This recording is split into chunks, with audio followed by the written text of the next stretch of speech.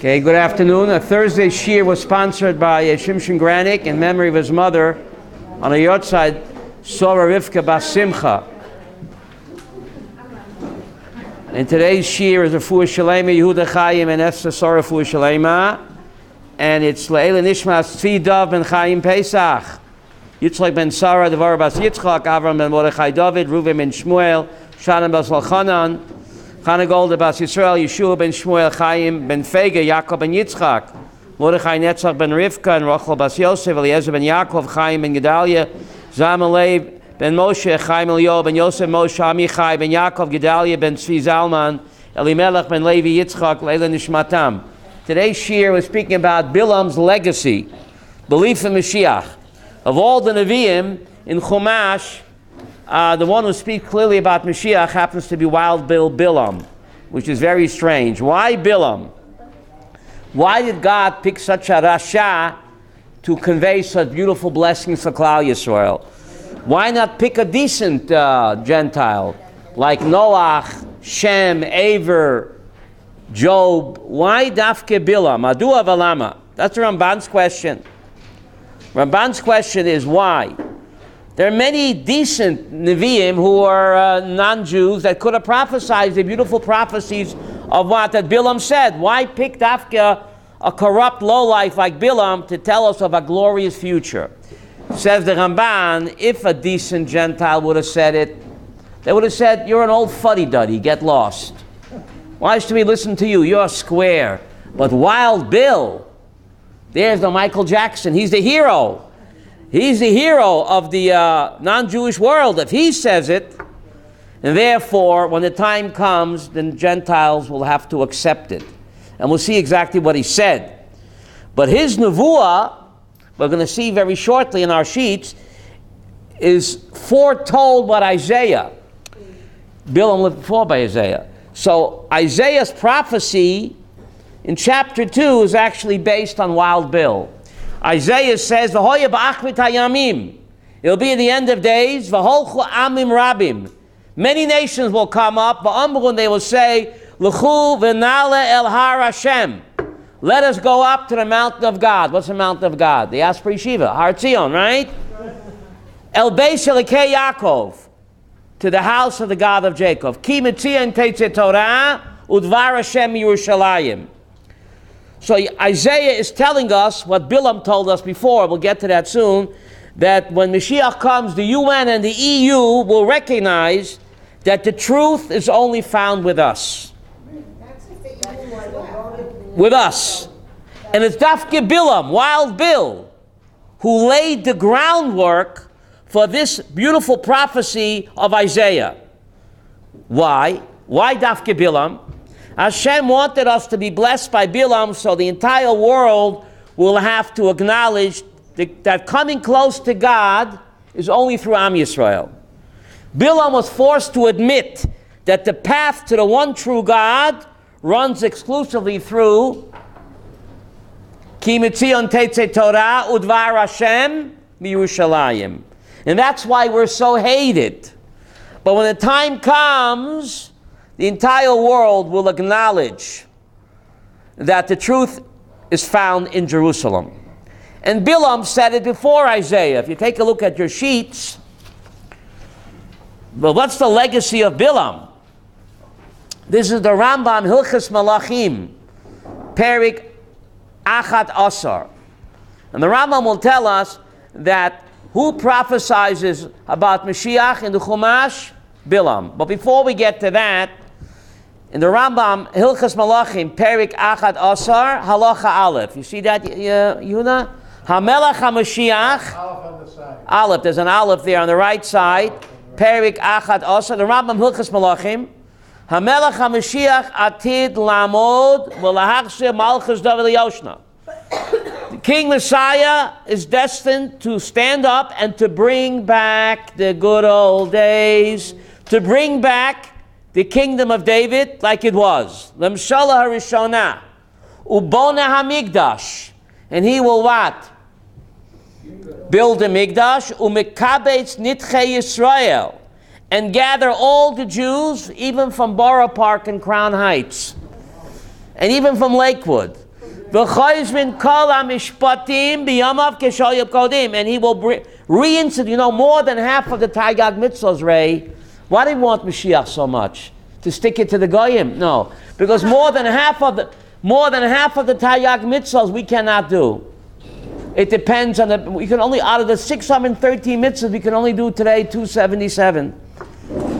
Most of the mitzvahs of the Torah depend on what? On the Beis HaMikdash. That means for 2,000 years, David, we've been spiritually handicapped or crippled. So that's why we want Mashiach, not to stick it to the Goyim, to be able to do all the mitzvahs of the Torah, which we can't do today. More than half we can't. So the Rambam says, all the laws will come back like in the good old days when we did have a Beis HaMikdash. Makrivin karabonot. You hear this, Chava? Many vegans are upset with that. Makrivin karabonot. We will reinstitute the sacrificial system. Va'osin shmitin v'yoivlois. And once again, shmita v'yoivlois. Shmita b'zman hazeh, Chava, is only the Rabbanan. You know why? Because you don't have the majority of the Jews living in Israel. If you look at footnote Hey, Yehuda, on the bottom, why is Shemitah b'zman hazeh only the Rabbanan? Shehem tluyim b'yeshivas kol Yisrael ad matam.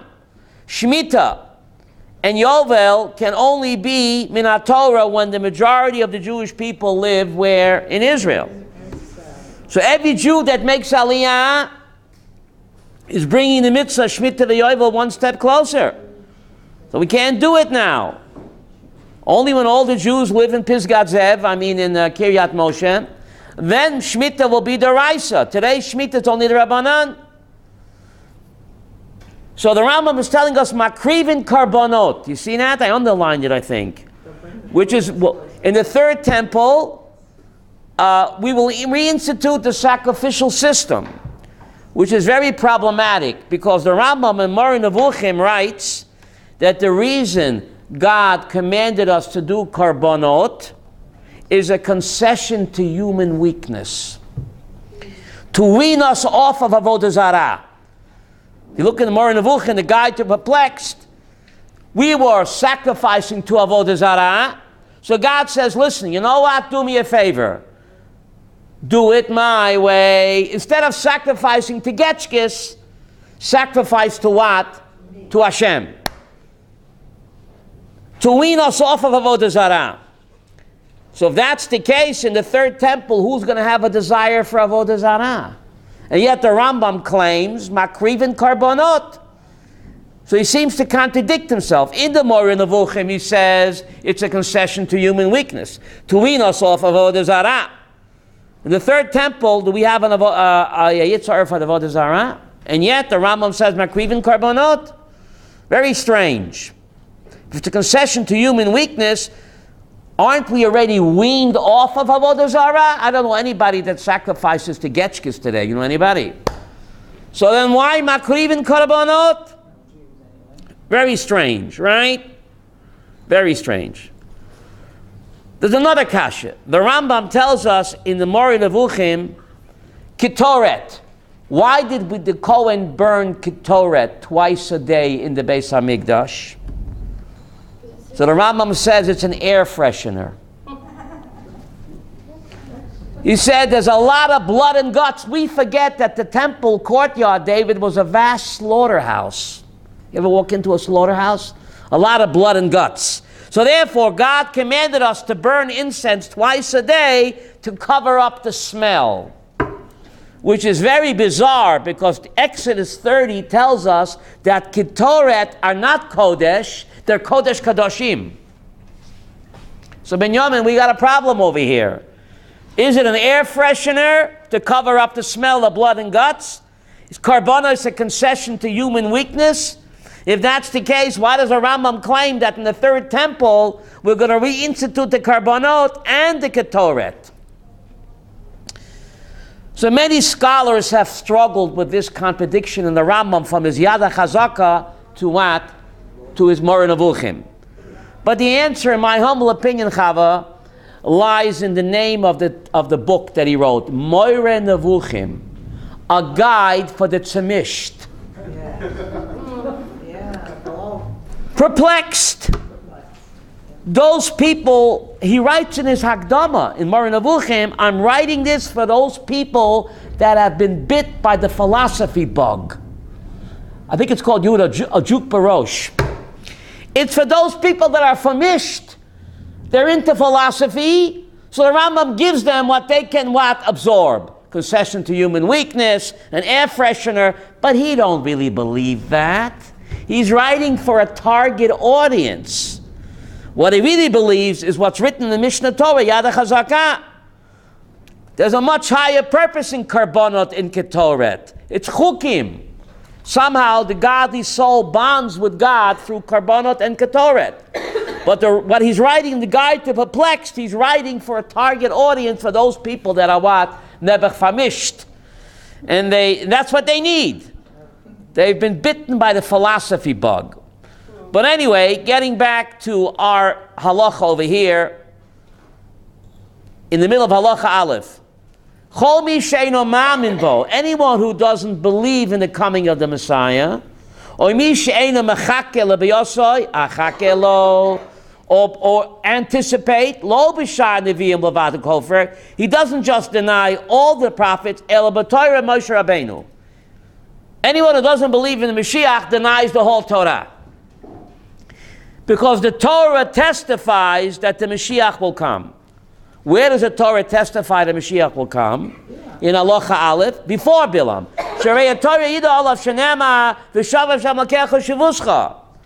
God will bring you back and have mercy, and he will come back. We are now in the Messianic era. The Jews are coming back, right?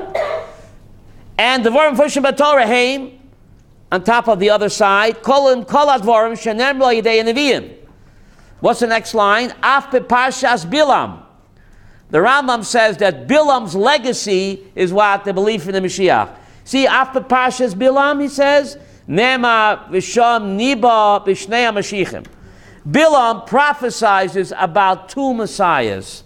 I thought there's only one. Mashiach HaRishon, what does the word Mashiach mean? Anointed. Anointed with the Shem and the Mishcha. Mashiach HaRishon, who was the first Messiah? David. David, Melech Yisrael. Shu David, Sheshiat Yisrael Miyad Tzareim. David, who saved the Jews from their enemies. Umashiach HaAchron, who is the final Mashiach. She'omen Mibanav, Shemeshiat Yisrael B'Achrona. The Shama Omer and Bilam said in yesterday's reading, Ereno v'lo, I see him, but not now. Zeh David. That's the prophecy about David. Ashirena v'lo karov. I behold him, but he's not near.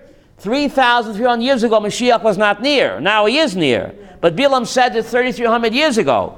So he says, Ashirenu v'lo karov. I behold him, but he's not near. Zeh melech HaMashiach. So Wild Bill Bilam, of all the Nevi'im in Chumash, it's Wild Bill that prophesies about the glorious future of Klal Yisrael. And he says, Dorach Kochav mi Yaakov. A star will step out of Yaakov. So what does that mean? Dorach Kochav. So the Chaim HaKadosh, today's his Yotzeit, by the way. The Chaim HaKadosh. Chaim Ibn Atar. Today is his Yotzeit. Many people go up to Har Zaysim today. So he says, what does Dorach Kochav mi Yaakov mean? A star will step out of Yaakov. That's speaking about the Melech HaMoshiach. So the Rechaim explains, if you take a look at the book of Daniel and the book of Zechariah, they seem to contradict. The book of Daniel says that Mashiach will come supernaturally, riding on stars.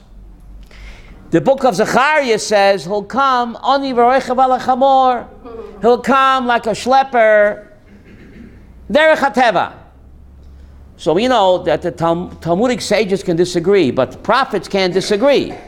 So how could Daniel be right that the Mashiach will come riding on a star, like a superstar, or Malachi, who says, Zechariah says will come ani v'roichav ala chamor, b'derech hateva. How can they both be right? So, Orachaim HaKadosh Tez's Yotzai said, Wild Bill Bilam already laid the groundwork. It says, Dorach Kochav. If the Jewish people get their act together and do tshuva, he'll come kochav. What does kochav mean?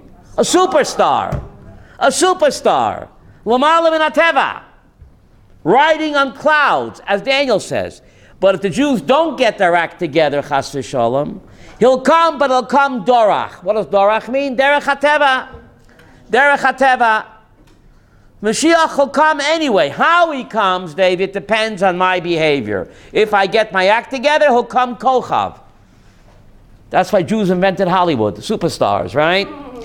But if not, he'll come derech hateva. What difference will it be in the long run, how he comes? Will he come naturally or supernaturally? What difference will it make to the... What difference will it make? Yeah, how he comes. Makes a greater impression on the UN, I guess.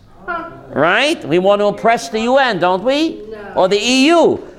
But you see, what I want to getting at is what Daniel and Zechariah said centuries later. It's already Chava in what?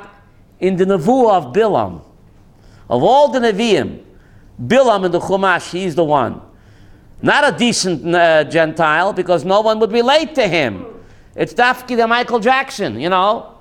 That's the role model of the Gentile world. If he said it, so when the time comes, the UN will have to accept it. Okay, so he says, if you come shevet mi Yisrael, melech ha-Moshiach. Umachatz pasei Moab, zeh David, v'karkar kol b'nei sheis.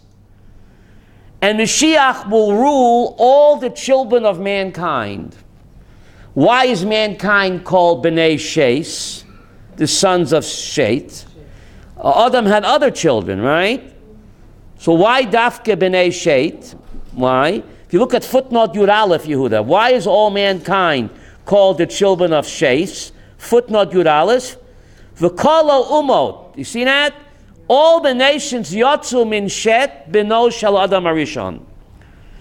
Because Cain and Hevel, they all got washed out in the flood. Noach, the second Adam, who was Noach's great-grandfather?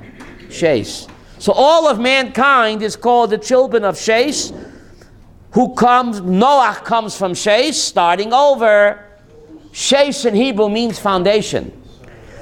Sheis, the son of Adam. All mankind are called the children of Sheis because the other sons of Adam didn't survive the flood. Seth, Sheis, which in Hebrew means foundation. Foundation. Seth, Shet, right? Even Shtiyah. The Temple Mount, there's a stone there called Even Shtiyah, David. It's the same root as Shet. It's the foundation of the world. When God built the world, he first used that rock. So it's called the Even Shtiyah, from the same word Sheis, or Shet, foundation. So all of mankind comes from Seth, because Seth was the grandfather of Noach, and he started over. So Bilam, in yesterday's reading, prophesies that Mashiach will come from Israel and rule all the children of mankind.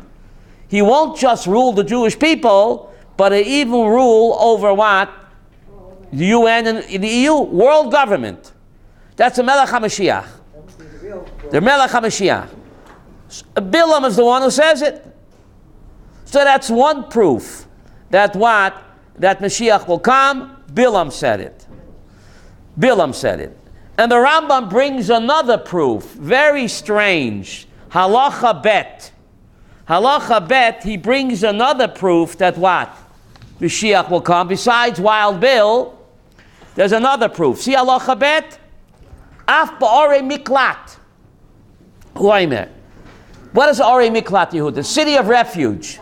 Someone kills somebody, b'shogeg, he runs to Orei Miklat. Isn't it bizarre? The Rambam will bring Orei Miklat as proof that Mashiach has to come. Look at halacha bet on the left side. You have that? Af ba'orei miklat huaymer. The Torah says by Orei Miklat, Dim yarchel Hashem l'kechos gevulcha, when God will widen your borders beyond Pisgat Zev, greater Israel, v'yisafte l'cha ot shalosh orim. Then I'm going to add on another 3 cities of refuge. It never happened. We never had we never had an additional 3 cities of refuge.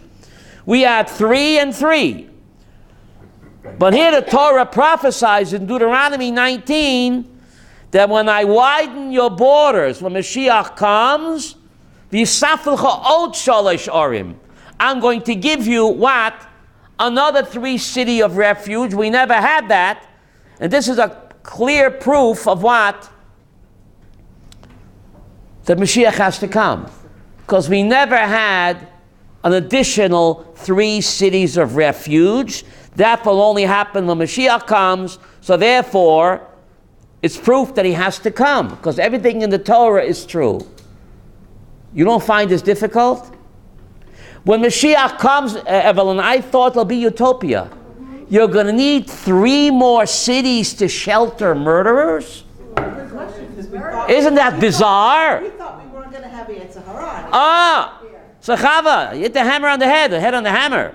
The Rambam brings proof that Mashiach has to come, because the Torah prophesies that when I widen your borders to greater Israel, when Mashiach comes, I'm going to add an additional 3 cities of refuge. We never had those cities. We never had such wide territory. And everything in the Torah has to come true. So there's proof that what? That Mashiach is going to come. But I thought, David, when Mashiach comes, it's utopia. Yeah. Things are rosy and what? And you're going to need another 3 cities of refuge? It looks like there's going to be more murders when Mashiach comes. What about the utopia era? Yeah. I'm all mixed up. We get them all out of here. Rivka, hear my question? You see what's going on over here?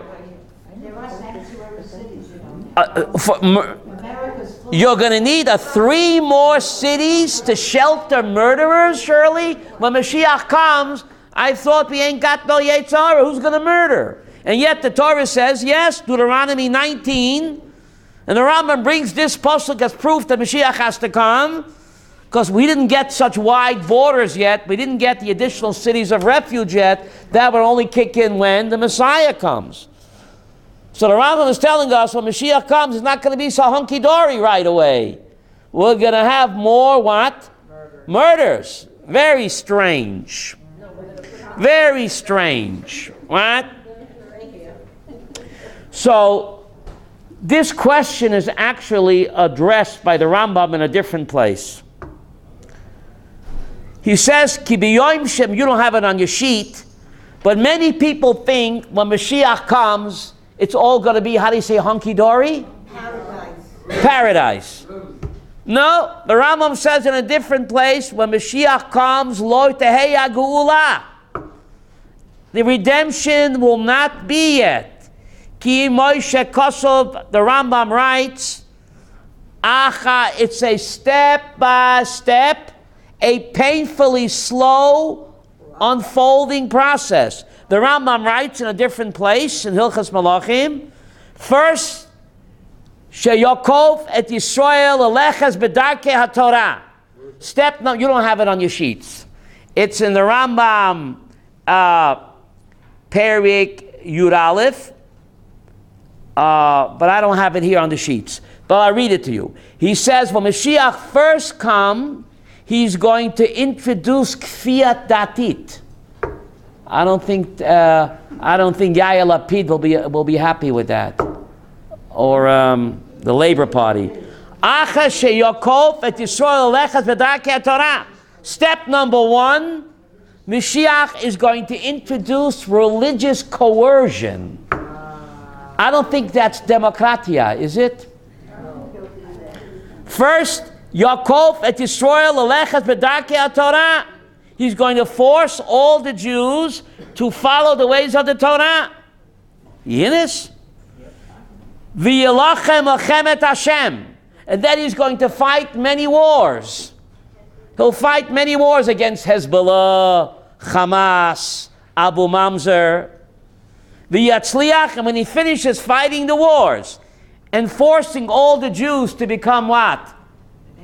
B'nai Torah, the Yivna HaMikdash, and only then will he what? Build the Mikdash.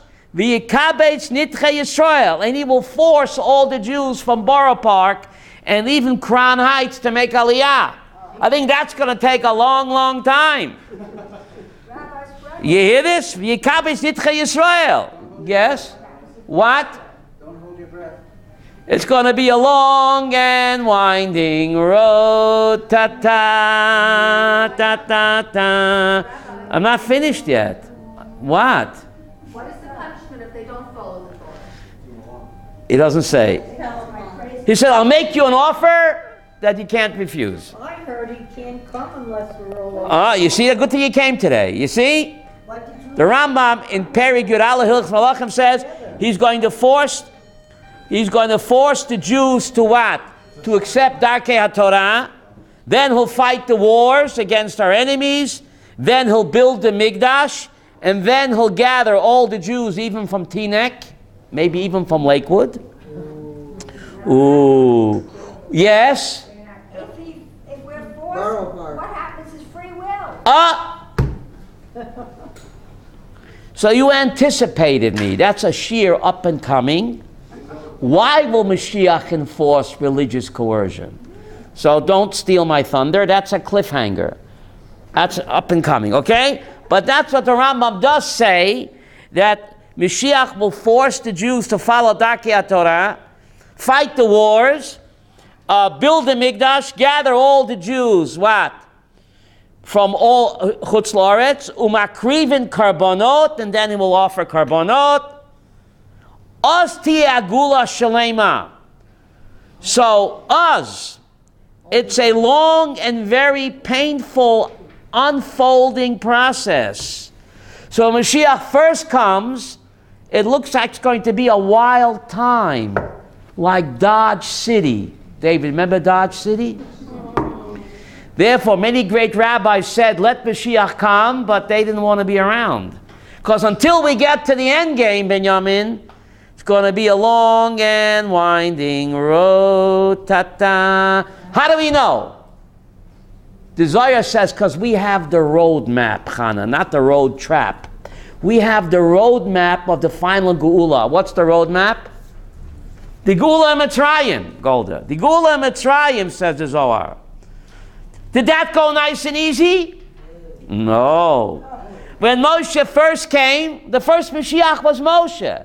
When he first came, were things hunky-dory, David? It got worse. It got worse before the Geula Mitzrayim. So the final Geula will follow the roadmap of the first Geula. Mashiach will come, and Nebuch, it's going to get, I don't want to say worse, before it gets better. And that's why the Rambam claims there's going to be a need for another what, Reb Chaim Eliyahu? Yisafta l'cha od shalosh arim. Because it's going to follow the roadmap of Yetzias Mitzrayim. Moshe Rabbeinu first came, as Yehuda said, things got worse for the Jews before they got better. So the Zohar says the final Geula will follow the roadmap of the first Geula. Yes, Mashiach will come, but it's going to be a long and unfolding, painful process until we get to the end game. We got to fasten our seatbelts and what? Hang on tight. Okay? Now, the Rambam tells us that whoever does not believe in the coming of the Mashiach, he is called a kofar. He denies the whole Torah. He denies the whole Torah. So the Rambam, ani mamin b'emunah shalema, no? B'miyat HaMashiach, ani mamin. One of the ikra of Yahadut, how do you say that in English? The principle, the essential principles of Judaism, one of the 13 is what? To believe b'emunah shalema beviat HaMoshiach. Beviat HaMoshiach ani mamin. I won't give up my day job, don't worry. Even though he's what? He's late. He's late. He's stuck in traffic. Achakelo, b'chol yom sheyavo. Right, Beinish? So it's an ikra of Yahadut. And if you don't believe in his coming, and then the Rambam says you deny the whole Torah. So the question is, if it's so important to believe in the coming of the Mashiach, the last time I checked the Sefer HaMitzvot, Yehuda, it should be a mitzvah to believe in the coming of the Mashiach. You tell me it's essential of Judaism, and if you don't believe it, the Rambam says you deny the whole Torah. Doesn't it deserve a mitzvah in the Taryag Mitzvot? Chana, the last time I checked in the Taryag Mitzvot, Reb Nachum, it ain't there. So if it's the ikar of Judaism, essential of Judaism, to believe in his coming, so how come it's not what? How come it's not one of the Taryag Mitzvot? Didn't we forget something, Reb Shalom? This is the Baal Shem Tov's kasha, not mine. You hear the question? There should be a mitzvah, the Taryag Mitzvah, like to believe in God, to keep Shabbos, to eat kosher. There should be a mitzvah to what? Believe in the Messiah. Because if you don't, you deny the whole Torah. So how come it's not listed? Says the Baal Shem Tov, to answer this kasha, we will what? Ask another one. Because a Jew, why not? Baal Shem Tov, Ma nishtana Pesach mikol hachagim. You thought you finished with Ma nishtana. Why is Pesach different than all the chagim? It's the only chag that has 2 days from the Torah. You know that Rosh Hashanah min Torah is what? 1 day. Sukkot min Torah is 1 day. Shmini Atzeres is what? Separate holiday. What's the proof? You make a Shechiyanu. Do you make a Shechiyanu golden Shvi Shal Pesach? Why not? Because it's part of Pesach. Shmini Atzeres, Simchas Torah, you make a Shechiyanu. Shechiyanu you only make when it's a new holiday. It's not part of Sukkot. Shvi Shal Pesach, you don't make a Shechiyanu. Why not? It's part of Pesach. So Lashem Tov asked, Ma nishtana Pesach mikol hachagim Rabbeinish. It's the only 2-day yontif from the Torah. That's how we know Moshiach is coming. Beautiful. Says the Baal Shem Tov, the first day Yom Tov I keep to acknowledge my belief in the first redemption from Egypt. The last day Pesach I keep to acknowledge that just like there was a first redemption, there's going to be a final redemption. And therefore, the Baal Shem Tov came up with Sudas Moshiach. Before Chabad. The Baal Shem Tov lived before Chabad. The Baal Shem Tov lived before Chabad, right? The Baal Shem Tov invented on the Shvi Shal Pesach to have a Sudat Moshiach. Chana, because you are what you eat. He said that Shvi Shal Pesach, the first day of Pesach, commemorates and thanks God for the first redemption from Cairo. The last day of Pesach, we thank God that just like there was a first redemption from Egypt, there's going to be a final redemption through Mashiach. To reinforce that, the Baal Shem Tov came up with, Evelyn, a Sudas Mashiach. We're drinking 4 cups of wine and eating matzah on the 7th day of Pesach. Because you are what you eat. Isn't that amazing? By eating the Sudas Mashiach, you are inculcating the belief that what? That Mashiach will come. So, you look in the Taryag Mitzvos, there's a mitzvah to observe the 7th day of Pesach. There's a mitzvah to observe the first day of Pesach. Mrs. Lapp, that's one of the Taryag. And there's also in the Taryag the mitzvah to observe the 7th of Pesach. How come the 2 separate mitzvahs, says Rambam, says the Baal Shem Tov? Because the first day of Pesach, we commemorate Yitzias Mitzrayim. Shvi Shal Pesach, we commemorate that just like there was a first Geula, there's going to be a final Geula. So when you observe Shvi Shal Pesach, what do you have to have in mind, Ray? I am observing the mitzvah of what? Achakelo, achakelo, achakelo b'chol yom sheyavo. So to make it real, the holy Baal Shem Tov invented Sudas Mashiach.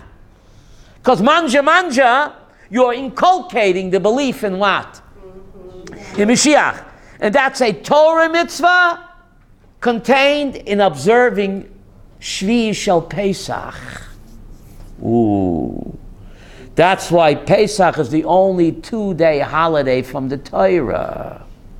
Very interesting. And this is actually, if you think about the Seder, why is the Seder divided into 2 sections? You read the Haggadah, then manja, and you go back to read the Haggadah. You want to translate manja? Manja. It's Italian for eat, right? So therefore, the Seder is divided into 2 sections. You read part of the Haggadah, you take a time out and you have a meal, and then you go back. Baal Shem Tov says the same idea. The first part of the Seder, we're mentioning over and over again, Ben Yamin, the Exodus from Egypt. The second part of the Seder, in the Haggadah, there is not one mention of what? The Exodus. It's all focused on what? The final redemption. Please look at your Haggadah. The first part of the Haggadah, before you get to the meal, you mention the Exodus from Egypt. The second part of the Seder, there isn't one mention of the Exodus. All the Psalms and the Hallel speak about what, Ray? The final redemption. And therefore, Elijah's cup is only when, David? Not the first half of the Seder. Elijah's cup is when? The second half. Because Eliyahu Navi is the symbol of what? The final redemption. Malachi says, God says, I send you Elijah. Lifnei Yom Hashem HaGodol v'Hanorah. So therefore it's appropriate, Masha, that we have Kosh Eliyahu not in the first half of the Seder. The first half of the Seder has nothing to do with Eliyahu. That's the Exodus from Egypt. The second half of the Seder, which does not mention the Exodus at all, very strange, focuses on the final Gula, so it's appropriate to have Kosh Eliyahu. Kosh Eliyahu will be the harbinger, is that the right word? Harbinger of what? The final redemption. Of the final redemption. So it's appropriate to have a cup for him the second half of the Seder, not the first half. So we learned the big Kiddush. Where is in the Taryag Mitzvahs the belief in Moshiach? The 7th day of Pesach. Therefore, it's a separate holiday. Part of Pesach. You don't make a Shechianu. Because the final redemption is an extension of what? First redemption. The long and winding road, ta-ta. It began when we left Cairo. But it won't end until the Messiah comes. So therefore, the first day of Pesach, the 7th day of Pesach, there's no Shechayanu. The Chalamoid in between is the 3,300 years. And counting, but we're getting very close. We're getting very close. Yes? But might we compare it to a wedding? Go ahead. Parts of the wedding. That the second part is the final consummation of the couple, and so it might be the final consummation with the Mashiach. Rivka, you scare me. You're mechavan to the Maharal. She's mechavan to the Maharal, Rivka. Rabbi Yaakov, your wife was mechavan to the holy Maharal, the one who built the golem. He said what you're saying. He says the exodus from Egypt, that was the erison, the betrothal.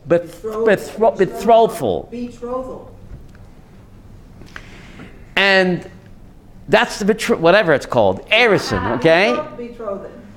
There's a very long, it's not an engagement, it's a long betrothal. Betrothal, thank you. It will only end the Nesuin. Got to fix my dentures. Where's Dr. Abramson? It will only end with the Nesuin when the Mashiach comes. So the Maharal said we are now under a 3,000-year chuppah. For God, what's 3,000 years? Like a drop in the bucket for him. Right? Elef shonim b'yanecha. God says 1,000 years to me is what? What a difference a day makes. You machavim to morale, Rivka. I'm proud of you. He says we're still under the chuppah, the erison, and all of the troubles in between. That's a long, drawn-out erison. And when Mashiach comes, that will be the nesuin. That will be the lovey-dovey time. So it's getting close, okay? It's getting close. What? I'm confused. You said when Mashiach comes, then we will have a hard time also. So, But when he first comes, yeah. but when the process won't be completed, when he first comes, it's going to be what? A cleanup job. So after he cleans it up, then we'll consummate the nesuin. It's a good question you're asking. When he first comes, it's going to be rough. But hang in there. You know, like in Mitzrayim. There was a geula. After all what? The hard times, the geula will come. And after he cleans up the mess and fights the wars and gets all the Yidden to come back from where? For Chutz La'aretz, and build a Migdash, and then let the good times roll. Okay? So this is the mitzvah to believe in the coming of Mashiach is in what? In Shvi Yishal Pesach, and therefore the Seder is divided into what? Into two parts. Others have another learning from it's actually contained in the first of the Ten Commandments, the belief in Mashiach. In the first of the Ten Commandments, to say, Anochi Hashem Elokecha, I'm Hashem your God, who took you out from the land of Egypt. Right? I took you out from the land of Egypt. Why not I'm Hashem your God that created heaven and earth? Why Hashem your God who took you out of the land of Egypt? Didn't creation David come first? Nobody was there. Nobody was there. So Rachmiel says, a good point, creation, nobody was there. God only makes a claim that he can what? Back up. Who saw the creation? Nobody. But the millions of people saw the Exodus. So God makes a claim that he can back up. And this explains why God did not give the Torah to Avram, Yitzchak, and Yaakov. Were there ever going to be better Jews, Yehuda, than Avram, Yitzchak, and Yaakov? Never. I don't think so. So why didn't God give the Torah to Avram, Yitzchak, and Yaakov? Never going to be better Jews than them.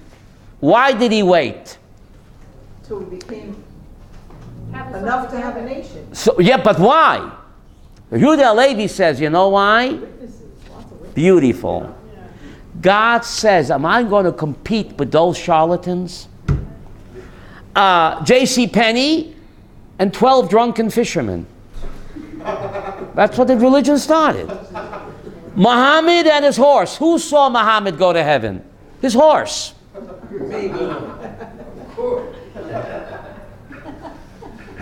All religion started with what? With single people that hallucinated. God says, I'm going to compete with those liars?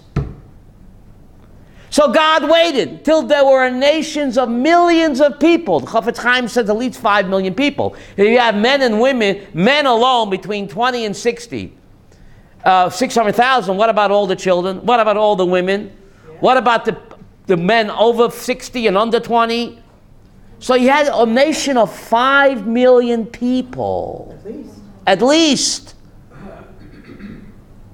No nation on earth claims that God revealed himself to millions of people. Not J.C. Penney, not Islam, Buddha.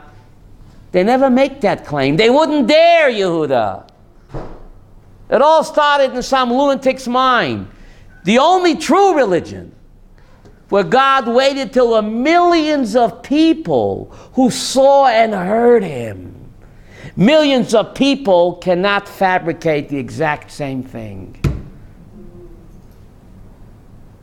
And no nation makes the claim except Am Yisrael, where God revealed himself in all of his glory and spoke the Torah to millions.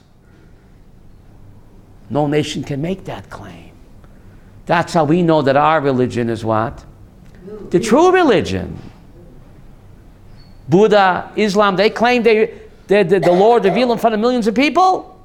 No. Only Judaism. And therefore, HaKadosh Baruch Hu waited until there were millions of people to reveal himself. And therefore, Judaism is the only religion that encourages questions. You know, other religions, they say my way or the highway. If you ask questions, they throw you out of the church or the mosque. Or they make you a head shorter. Ice and ice cream, if you question them. Judaism is the only religion that what, Nachama? Encourages questions. Because when you have the truth, you have nothing to hide. You can't be threatened. Right? Other religions say my way or the highway. Judaism says Judaism for Jews. And for non-Jews, keep the 7, go to heaven. You don't have to be a Jew to get to heaven.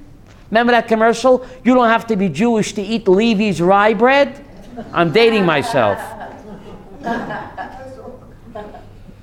You don't have to be Jewish to go to heaven. Keep the 7 and go to heaven.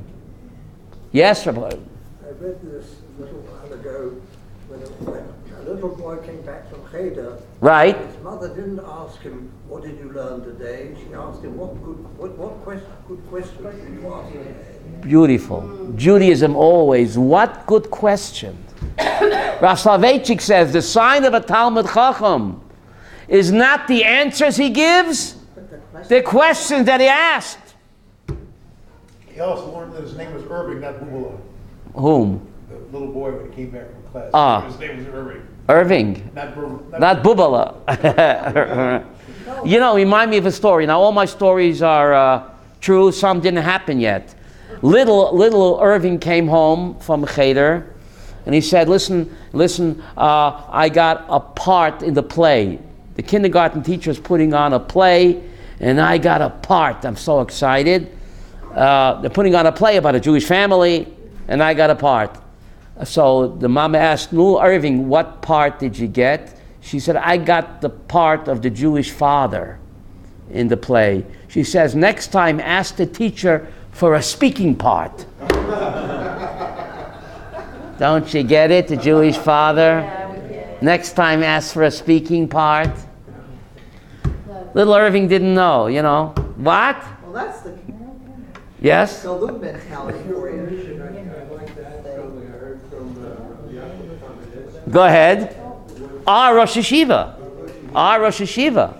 He said that the creation of the world, you can be a deist and believe that some power created the world, but is no longer interested in what happens in the Afterwards. world. In Moshiach Mitzrayim, mean God interfered with the progress of the world, and that's more of a proof. Proof that he was hands-on manager.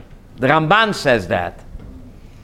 God created the world, but by doing the Exodus, he manipulated nature to prove that what?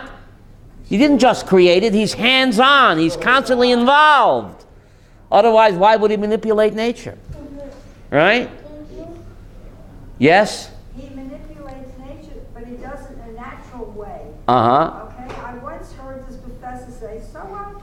So the sea split. It was the timing when we cross. Mm-hmm. That's when it split. Nachon? When it came back is when the Egyptians. Remind me of another story, Mekimia.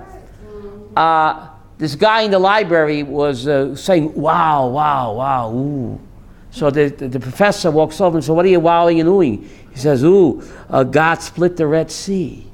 Wow. The professor tells the guy in the library, listen, calm down. We professors know that the Red Sea at that time was only 4 feet deep. So don't get excited. Calm down. Take a pill and lie down. A few minutes later, the same guy in the library, ooh, wow.